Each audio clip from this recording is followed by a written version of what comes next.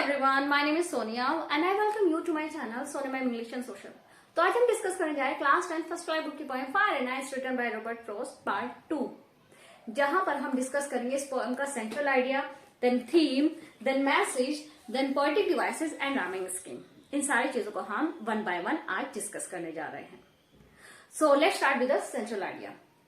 तो first and foremost thing is that what is central idea. Central idea होता क्या है? Central idea is like overall summary.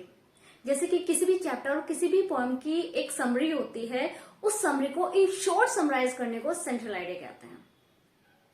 Main point, जैसे कि हमने इस पोएम के लास्ट पार्ट 1 में डिस्कस किया था कि this is a symbolic poem, जहां पोएट ने फायर और आइस को यूज किया है, जहां फायर सिंबलाइज करती है हमारे डिजायर, हमारी एक्सट्रीम डिजायर, हमारा पैशन, हमारा बर्निंग पैशन, हमारा जुनून, जिसके चलते हम इतना ब्लाइंड हो जाए कि हमें सही गलत की पहचान ना कर पाए।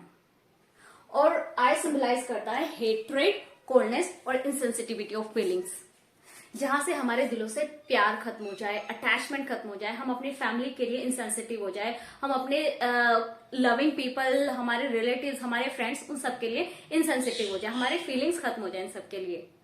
तो उन फीलिंग्स को, उन इमोशंस को पोएट ने डिस्क्राइब किया है आइस के थ्रू। तो उसके बाद पोएट हमें कहता है कि they both are the extreme emotions. ये दोनों ही एक्सट्रीम इमोशन है जो हमें हमारे एंड की तरफ लेकर जाना है। They are taking us to the end, to the destruction. ये दोनों ही हमें हमारे डिस्ट्रक्शन की तरफ लेकर जा रहे हैं। And they both are equally destructive. ये दोनों इक्वली डिस्ट्रक्टिव हैं। ऐसा नहीं है कि अगर दुनिया का एंड फायर से होगा तो वो मोर डिस्ट्रक्टिव होगी और आइस से होगा तो वो लेस डिस्ट्रक्टिव होगी। No, the poet wants to clarify the point that both are equally responsible, equally destructive. Then after that they both are growing speedily। ये दोनों इमोशन, ये दोनों एक्सट्रीम इमोशंस हमारे इतने स्पीडली बढ़ते जा रहे हैं कि इनको कंट्रोल करना इम्पॉसिबल, नेक्स्ट टू इम्पॉसिबल होता जा रहा है। और पोएट कहता है कि हम उस पॉइंट पे आ चुके हैं कि अब इसको कंट्रोल करना इम्पॉसिबल है, और अगर इस चीज को कोई कंट्रोल कर सकता है दैट इज ओनली लव। से प्यार से ही इस चीज को कंट्रोल किया जा सकता है। एंड आफ्टर दैट थीम और फिर अगेन एक क्वेश्चन आता है कि थीम क्या होती है। Theme is like the topic and the subject. जैसे कि हर पोम, हर चैप्टर, हर ड्रामा, हर प्ले का हर स्किट का एक सब्जेक्ट और एक टॉपिक होता है कि वो स्किट या वो प्ले या वो ड्रामा या वो पोम या वो चैप्टर किस बारे में है। तो देखते हैं ये पोम किस बारे में है। This poem is about age old question, prediction of the world, destructive power of human emotions and its consequences. तो एक क्वेश्चन है जो सदियों से चला रहा है कि इस दुनिया का एंड कैसे होगा। तो पोएट इस क्वेश्चन को आंसर करते हैं इस पोएम में कि इस दुनिया का डिस्ट्रक्शन किसी अदर फोर्स से नहीं ना होकर हमारे अपने ही इमोशन से होगा, हमारे अपने ही एक्सट्रीम इमोशन से होगा। कैसे हमारे अपने ही एक्सट्रीम इमोशंस हमारे अंत का कारण बनेंगे, और हमारे अपने ही इमोशंस, हमारी अपनी ही सोच कैसे हमें नुकसान पहुंचा सकती है और कैसे उसके कॉन्सिक्वेंसेज होंगे, उसके क्या रिजल्ट्स होंगे। This is the theme. After that the message. अब बात आती है मैसेज क्या होता है। मैसेज इज लाइक हर चैप्टर, हर पोम, हर राइटिंग हमें कुछ ना कुछ सिखा कर जाती है। तो इस पोम से हमें क्या सीखने को मिल रहा है? So this is very meaningful poem, जो हमें बहुत ही मीनिंगफुल और बहुत ही डीप मैसेज दे रही है। That is extreme emotions must be controlled, not success but destruction. Only love can save us. सिर्फ प्यार ही हमें बचा सकता है इस डिस्ट्रक्शन से। हमें अपने उस एक्सट्रीम इमोशंस को कंट्रोल करना पड़ेगा, क्योंकि जहां सक्सेस को हम पाने जा रहे हैं, the poet wants to say we are not going to get success this way. हम अपनी नेचुरल रिसोर्सेज को डिस्ट्रॉय कर रहे हैं और हम समझ रहे हैं कि वी आर गेटिंग सक्सेस, हम सक्सेस पा रहे हैं। No, poet wants to say we are not getting success this way, we are going to get end this way. हम एंड को पाने जा रहे हैं इस तरीके से। जब नेचुरल रिसोर्सेज ही नहीं रहेंगे तो हम कहां से रह पाएंगे। तो अगेन वही पॉइंट आता है कि इस डिस्ट्रक्शन से अगर हमें कोई बचा सकता है that is only love. So this is the message. तो चलिए समराइज करते हैं। सेंट्रल आइडिया एक सिंबॉलिक पोएम है जहां टू इमोशंस को डिस्क्राइब किया। टू इमोशंस हमारे एक्सट्रीम इमोशंस है जो कि हमें एंड की तरफ लेकर जा रहा है, जो कि दोनों ही इक्वली डिस्ट्रक्टिव है, बहुत ही स्पीडली बढ़ते जा रहे हैं, और अगर इनको कोई रोक सकता है, that is only love. That is the central idea. Theme एक क्वेश्चन है जो सदैव से चला रहा है, दुनिया का एंड कैसे होगा। पोएट हमें बताता है कि दुनिया का एंड किसी बाहर की फोर्स से नहीं, हमारे अपने ही सोच से, हमारे अपने ही इमोशन से होगा। और मैसेज है कि हमें अपने उन एक्सट्रीम इमोशंस को कंट्रोल करना पड़ेगा, वरना हम सक्सेस नहीं, हम खत्म हो जाएंगे। और इस चीज को, इस एंड को, इस डिस्ट्रक्शन को, इस डिजास्टर्स को, इस अंत को अगर कोई रोक सकता है, दैट इज ओनली लव। तो after that we are going to discuss the rhyming schemes and the poetic devices of this poem. तो चलिए अब बात करते हैं इस पोएम की राइमिंग स्कीम्स में। अब बात आती है कि राइमिंग स्कीम्स क्या होती है। राइमिंग स्कीम्स में हमें पोएम के सेंटेंस के लास्ट वर्ड की राइमिंग्स को मैच करना होता है। फॉर एग्जाम्पल, फायर की राइमिंग किससे मैच हो रही है? डिजायर अगेन फायर, तो फायर, डिजायर एंड फायर। तो इस पे हम लिखेंगे ए एंड ए। अब इसके बाद हम नेक्स्ट वर्ड देखेंगे। नेक्स्ट वर्ड है आइस। अब आइस की राइमिंग किसमें मैच हो रही है? Ice, twice, ice and suffice. अब इन सारे वर्ड्स पर हम बी लिखेंगे। Twice, ice, suffice. अब नेक्स्ट वर्ड देखेंगे। फायर और आइस, डिजायर, फायर, ये सारे वर्ड्स हो गए। उसके बाद हम थर्ड वर्ड देखेंगे, हेट। हेट किसमें मैच कर रहा है? हेट कर रहा है ग्रेट, राइट। अब ए हो गया हमारा, बी हुआ। अब बी के बाद हम लिखते हैं इस पर सी, और इसके बाद सी। तो अब सारे वर्ड लेटर्स देखते हैं, ए बी सी बी। तो इस फॉर्म की राइमिंग स्कीम हुई ए बी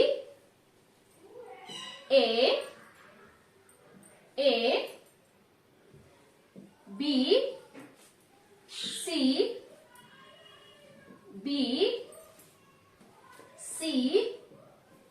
बी। तो इस पोएम की राइमिंग स्कीम हुई A B C B. This is the rhyming scheme. This is very easy. Rhyming scheme निकालना बहुत ही इजी होता है। आफ्टर दैट राइमिंग स्कीम, चलिए हम डिस्कस करते हैं अब इस पोएम की पोएटिक डिवाइसेस को। तो पोएटिक डिवाइसेस में अब देखते हैं कौन कौन से पोएटिक डिवाइसेस इस पोएम के यूज हुई है। सबसे पहले personification, then anaphora, alliteration, imagery, assonance, paradox, antithesis, symbolism, metaphor and at last enjambment. तो चलिए देखते हैं कि ये राइमिंग स्कीम ये पोएटिक डिवाइसेस इसमें कैसे यूज हुई है। तो पर्सोनिफिकेशन, सबसे पहले बात करते हैं पर्सोनिफिकेशन की। पर्सोनिफिकेशन होता क्या है? पर्सोनिफिकेशन का मतलब होता है कि किसी भी लाइफलेस चीज को लाइव क्वालिटीज दे देना, किसी भी नॉन लिविंग थिंग्स को लिविंग वाली क्वालिटीज दे देना। अब यहाँ पोएट ने यूज किया है फायर और आइस। अब ये फायर और आइस ये नॉन लिविंग थिंग्स हैं, लेकिन इसमें पोएट ने इन दोनों ही वर्ड्स को क्वालिटी दी है, कैपेबिलिटी दी है दुनिया को एंड करने की। तो पोएट का इन नॉन लिविंग ऑब्जेक्ट्स को लिविंग कैपेबिलिटी दे देना कि ये दोनों वर्ड्स को इस तरह यूज किया कि ये दोनों हमारे एंड का कारण बन सकता है, यानी इंसानों वाली कैपेबिलिटी दी है इन वर्ड्स को। तो यहाँ इसलिए आइस और फायर में पर्सोनिफिकेशन है। उसके बाद आती है बात एनाफोरा। What is anaphora? अब एनाफोरा मीन्स होता है कि कोई भी टू लाइंस जब सेम वर्ड से स्टार्ट होती है, किसी भी पोएम की टू लाइन जब सेम वर्ड से स्टार्ट होती है तो वहां एनाफोरा होता है। सम से एक लाइन स्टार्ट हो रही है, some say the world will end in fire, some say in ice. ये दोनों ही लाइन सेम वर्ड से स्टार्ट हो रही है, इसलिए यहां एनाफोरा है, राइट। After that alliteration. अब एलिट्रेशन क्या होता है? Alliteration is like repetition of letter. ये एनाफोरा था repetition of word two lines में। अब एलिट्रेशन होता है रिपीटेशन ऑफ लेटर। अब जैसे कि फॉर एग्जाम्पल वर्ल्ड विल, किसी भी एक लाइन में एक लेटर का एक से ज्यादा बार यूज होना एलिट्रेशन कहलाता है। अब डब्लू वर्ल्ड विल, डब्लू और डब्लू एक लाइन में 2 टाइम्स यूज हुआ है। उसके बाद अगेन इसमें होता है एफ, फेवर फायर। अब एफ एक बार यूज हुआ, एफ 2 बार यूज हुआ।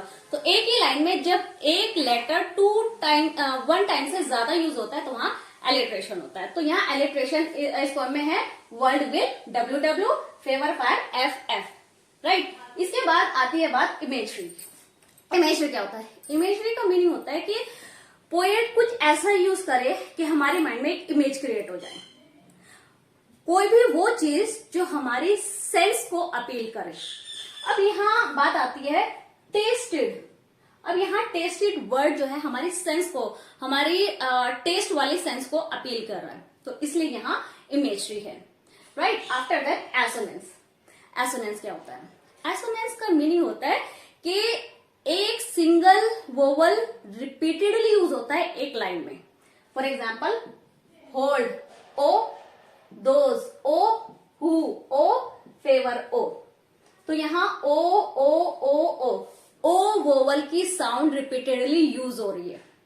एक लाइन में जब सिंगल वोवल रिपीटेडली यूज होता है तो वहां एसोनेंस होता है, राइट। उसके बाद पैराडॉक्स। पैराडॉक्स क्या होता है? पैराडॉक्स इज लाइक कि कोई चीज स्टार्टिंग में हमें इलॉजिकल लगे, but after some time, after consideration, जब हम उसको डीपली सोचते हैं तो वो हमें लॉजिकल लगनी स्टार्ट हो जाती है। कोई चीज ट्रू होती है लेकिन स्टार्टिंग में वो हमें अनट्रू लगे, लेकिन थोड़ा सोचने के बाद वो हमें ट्रू लगने लगे। For example but if it had to perish twice, इस लाइन में पैराडॉक्स है, क्योंकि स्टार्टिंग में हम अगर ये देखते हैं कि अगर दुनिया का एंड 2 बार होगा तो हमें लगता है एकदम, हमें ये अनट्रू सी लगती है, एकदम इलॉजिकल लगती है। ये पोएम ही कि दुनिया आग से खत्म हो जाएगी, ये दुनिया का 2 बार एंड होगा, ये इलॉजिकल लगता है। लेकिन जब हम इस पोएम को डीपली कंसिडर करते हैं, डीपली एनालाइज करते हैं, तो हमें लगता है कि हाँ, सब कुछ लॉजिक तो है इसमें, right. After that antithesis. Antithesis क्या होता है? Antithesis is like 2 opposite words जब इकट्ठे यूज होते हैं। फॉर एग्जाम्पल यहां फायर और आइस दोनों ऑपोजिट वर्ड्स हैं। फायर का मीन्स आग और आइस का मीन्स बर्फ, यानी गर्म और ठंडा, दोनों ऑपोजिट वर्ड्स हैं लेकिन इकट्ठे यूज हुए हैं, तो इसलिए यहां पर एंटीथेसिस यूज हुआ है। उसके बाद आता है सिंबोलिज्म। अब सिंबोलिज्म ये तो बहुत ही इजी है, क्योंकि हम स्टार्टिंग से पढ़ते जा रहे हैं कि this is a symbolic poem. यहाँ पोएट ने सिंबल्स को यूज किया है, हमारी हेट्रेड को, हमारे डिजायर को सिंबलाइज किया है फायर और आइस के द्वारा। यहाँ फायर सिंबलाइज करती है डिजायर और आइस सिंबलाइज करता है हेट्रेड, तो यहाँ सिंबोलिज्म यूज हुआ है।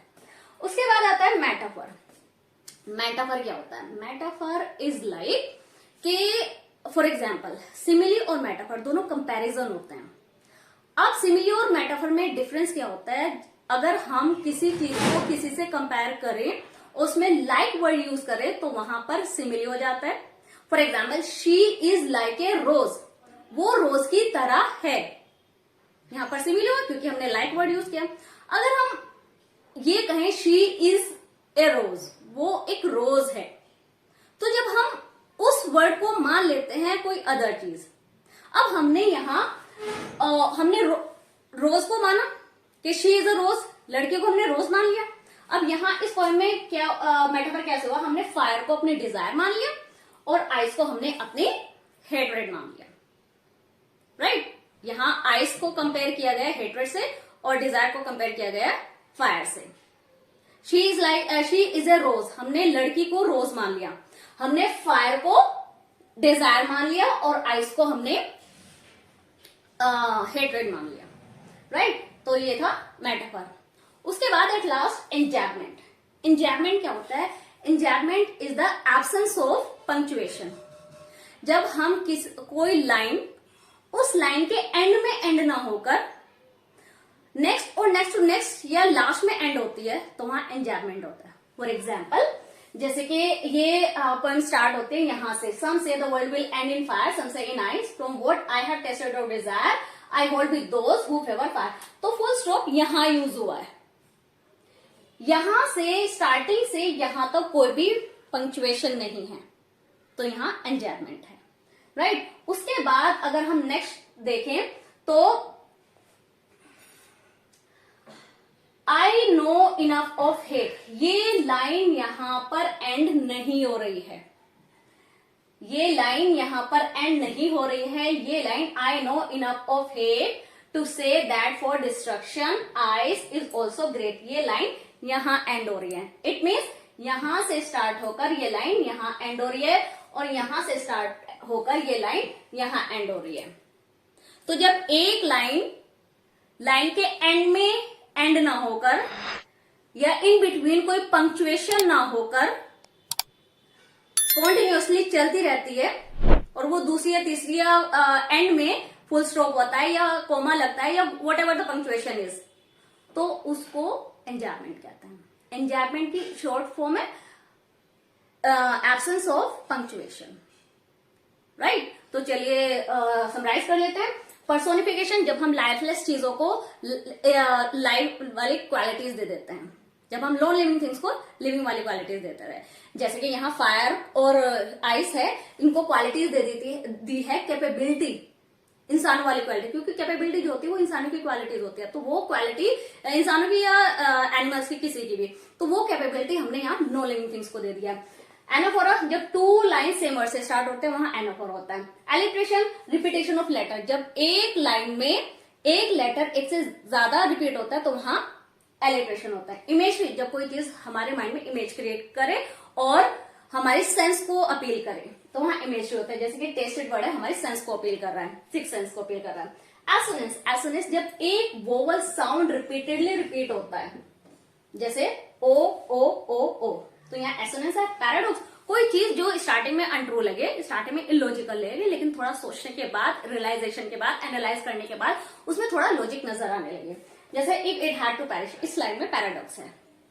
उसके बाद एंटीथेसिस, एंटीथेसिस इज लाइक जब टू ऑपोजिट वर्ड्स इकट्ठे यूज होता है। फायर और आइस दोनों ऑपोजिट हैं, गर्म और ठंडा, आग या बर्फ दोनों ऑपोजिट है, दोनों इकट्ठे यूज हुए तो यहाँ पर एंटीथेसिस है। सिंबोलिज्म, ये सिंबॉलिक पोएम है तो हमें इजीली हमें पता है क्योंकि स्टार्टिंग से हम पढ़ रहे हैं।